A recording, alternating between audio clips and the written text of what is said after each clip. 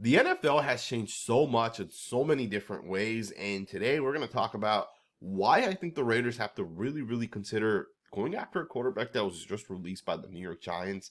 That's going to be Daniel Jones. And I'm also going to talk about why I hesitate with potentially going after a quarterback like Daniel Jones and why I think this could be bad business for the Raiders. But I also think there's a chance the Raiders might look at this and say, this could be our quarterback next year. Right? This guy right here gives us the opportunity to improve our team, not reach for a guy that may not actually be a first round caliber player, all while upgrading the quarterback position. And we're going to talk about all that. Plus, we're going to talk a little bit about this Broncos game. I'm going to also give you guys my underdog picks for this upcoming week. Also, our secondaries coach, Ricky Manning, is apparently one of the best secondary coaches in the NFL.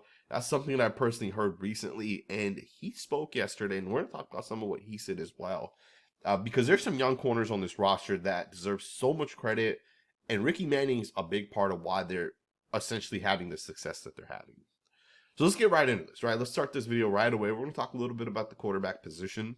You know, we've seen the NFL change and really evolve. Right, Ryan Tannehill was written off as a bust. He went to a separate team, had so much success.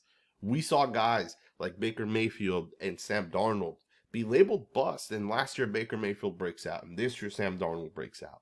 And these quarterbacks are having success, and those teams are winning. They're teams that are competing for a playoff spot. Right, they're teams that last year made the playoffs, and you know it's not 100% perfect, and these quarterbacks might not be top 5 quarterbacks. But these teams are winning with these quarterbacks, and it takes you to the point where can the Raiders bring in a quarterback like Daniel Jones and win with them the same way we've seen other teams win with him?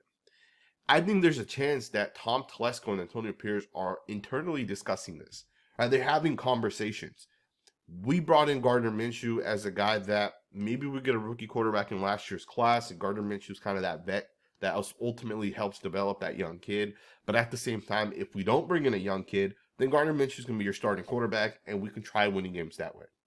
At the same time, if you decide to take that same approach in this draft, remember, nothing's guaranteed in the 2025 NFL draft. I know everybody's saying Shadir Sanders, the best quarterback in this class. We don't know if that's actually factual, right? No NFL scout has come out and said this guy's the best quarterback. We've seen over the last couple of drafts multiple times, right over the past couple of drafts, where everybody's like, this is the best quarterback in the class. Take this guy. He's going to be a very good football player. He's the #1 overall pick. Only for the draft to come around and these guys are 2nd, 3rd, 4th, 7th round picks. We've seen this happen multiple times, right? So it's not guaranteed that if the Raiders have, let's say, the 7th overall pick, it's not guaranteed that we're going to be willing to take one of these quarterbacks with the 7th overall pick. And it's also not guaranteed that we have 3 or 4 quarterbacks in this class that are first round picks. So the Raiders have to factor in all of these different things, right? We don't know if Shadir Sanders is the guy. We don't know if Cam Ward's truly the guy. Now, Cam Ward is the guy that's getting the most hype right now, right? Teams are saying this guy's pro-ready. He's ready to go. There's other guys as well that we've been hearing a lot about. Garrett Nicemeyer is a guy that some people are comparing to J.J. McCarthy of last year. We're also hearing that Jalen Milroe is a guy some team might take in the first round at some point to develop him, similar to the way, you know, we saw guys like Lamar Jackson, Jalen Hurts kind of get drafted, developed, and then ultimately, you know, 2-3 years down the line, they become really good quarterbacks. Some people are saying Jalen Milroe can ultimately be that guy as well.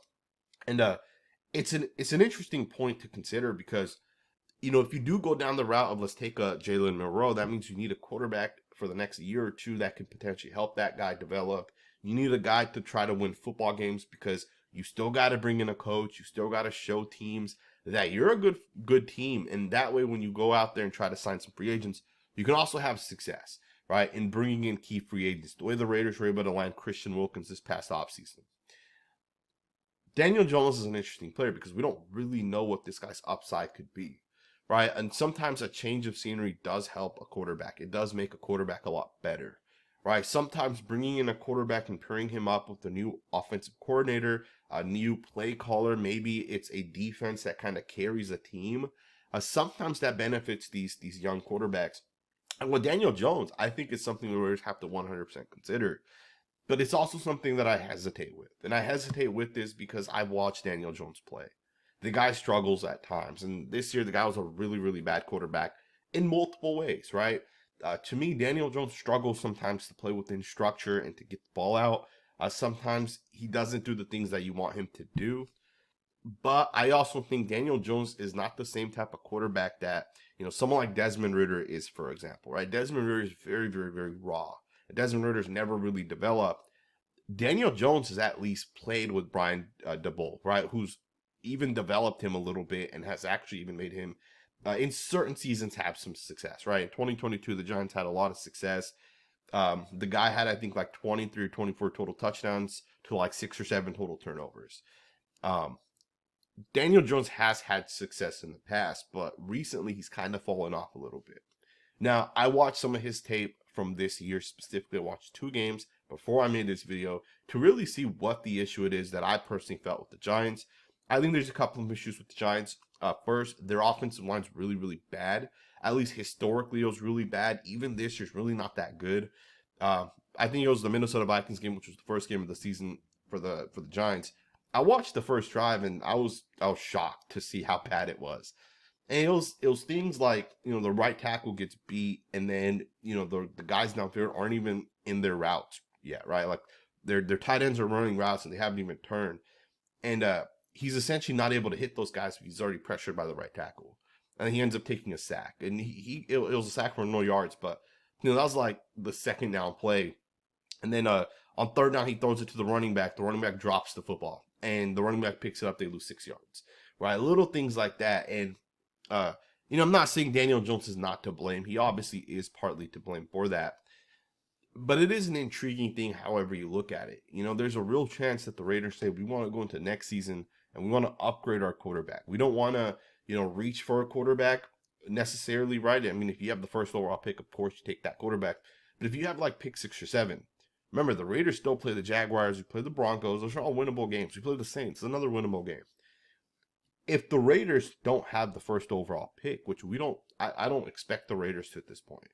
The Giants releasing Daniel Jones going with their backup means they're probably going to lose every game from this point forward. And we might as well too, right? Gardner Minshew's not that much better.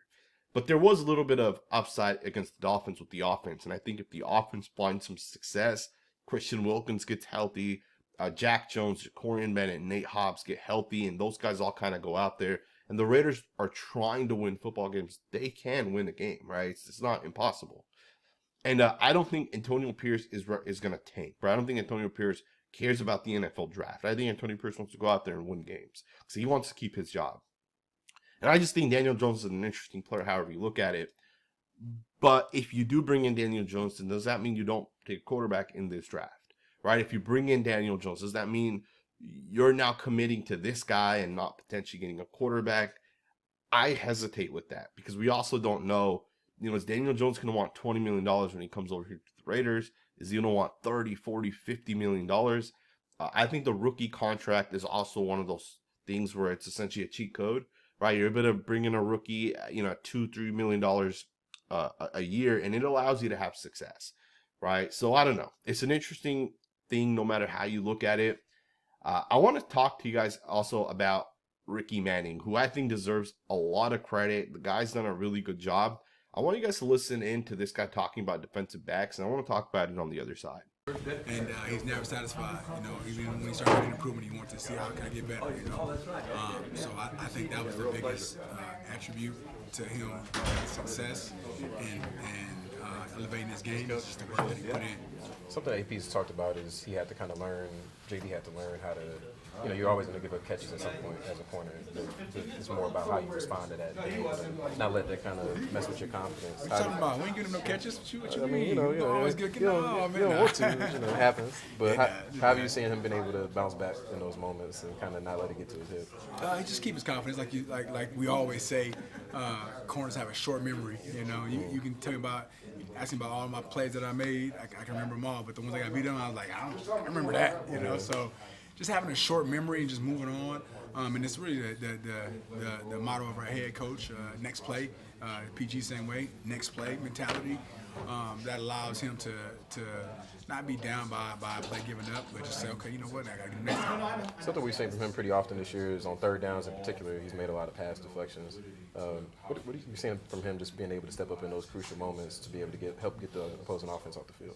It's just the training, resorting to his training. What we've been training on since this offseason, since training camp. You can see him making those plays in training camp, just continuously breaking the ball up, and it showed up in games. You know, he continuously got that ball out, and figure out a way to get it out because sometimes it's different, sometimes it's not the same, and it was cool to see. Yep. Hey, how important are the next couple of games for those younger defensive backs who are now stepping up because of injury? Oh, it's very important. They get to play. You know, it's the next man up mentality. It's not only important for them, but also for the other guys too. Just like when they wasn't playing, I always tell the guys, "Hey, be my eyes. You know, be the eyes. Help each other out." It's going to be important for their development that it's all hands on deck as far as the secondary goes. But it's very important for them to now get out there and get a little bit more experience, you know. So it's gonna be critical for them. You kind of touched on a lot of those guys. They almost never saw the field, not because they weren't good enough, but because the guys in front of them were that good. How much do you think those guys that were the young guys, how much they learned while learning behind those older guys, the veterans? Yeah, we'll see. We'll see how much they learn. You know, the good thing about our defense is you can take the technique to the scout team, to the practice field, and continue to work those things. And we created a program that allows us to continue to develop those skills, whether it's in between drills, whether it's after practice, and even whether it's film study with some of the assistants, you know, during morning meetings. There's, go ahead. You talk about, guys not playing, but then all of a sudden they got to play. And I'm sure, you're curious, all right, how are they going to respond? How did you feel like younger players responded, especially being down to 3 backup quarterbacks? I think they responded well. You know, DCAM was going to play more. He was going to get in the rotation and get some. Sometimes you've been seeing the last couple of games.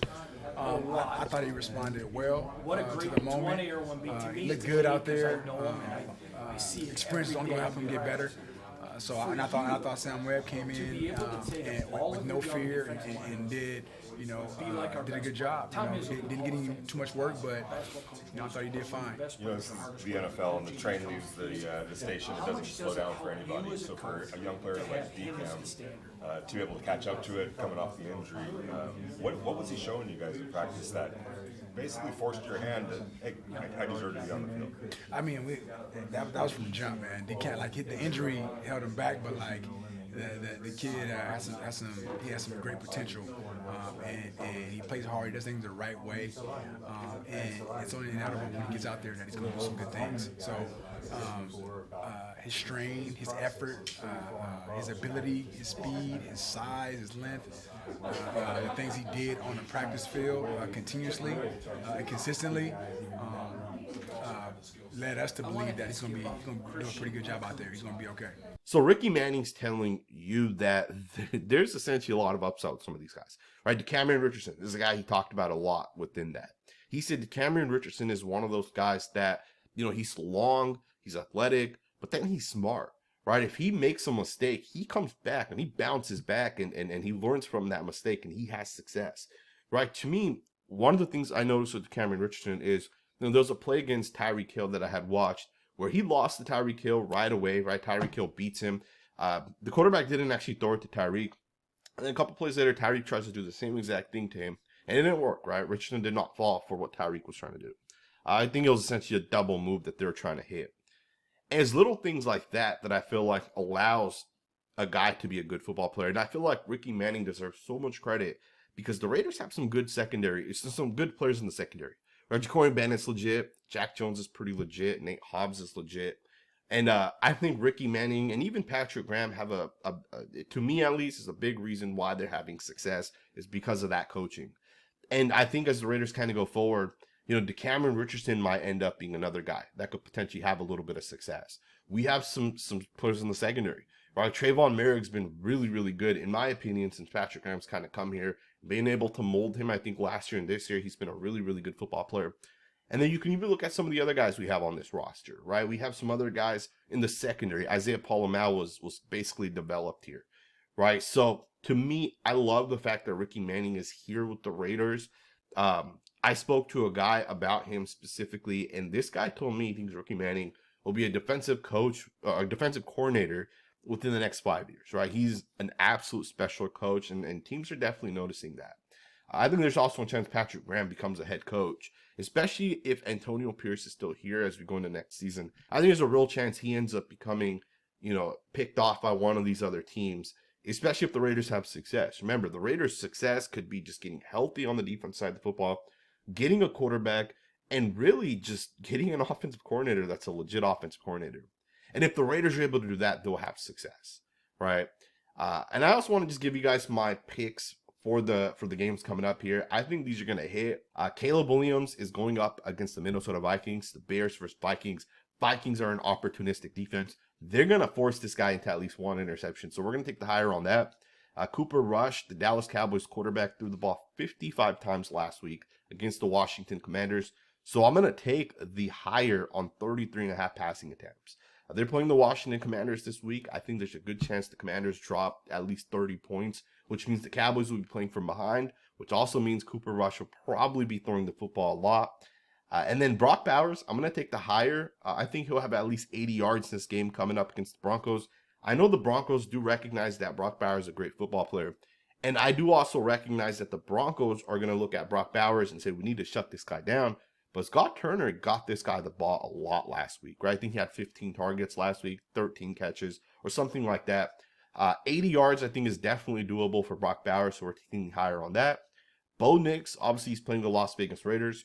Our defense, although I love the secondary, I love the coaching, our defense is banged up, right? We got to be realistic. Tua Tagovailoa threw for, I think, like 290 yards against the Raiders last week. I think the Raiders on the offensive side will actually end up scoring points against the Broncos, which I think also means that Bo Nix will have to kind of match that, if not, try scoring more points. So I think he's going to end up being able to throw for at least 220 yards. And then Bryce Young, we're going to take the higher for at least 20 rushing yards. And the reason why I'm going to take the higher with Bryce Young is because of the fact that I think the Kansas City Chiefs are going to make it hard on Bryce Young. And he's going to end up taking off running. This past week, he had 30 yards rushing. So I think 20 yards rushing is something that he'll be able to do. Again, 2 or 3 runs, you can easily get that. So there you guys have it. This one's a $20 entry for over $1,100. If you guys want to make your own picks on Underdog, make sure you use that link down in the comments below. And I hope you guys all have a great day, and I will see you guys next time with another video.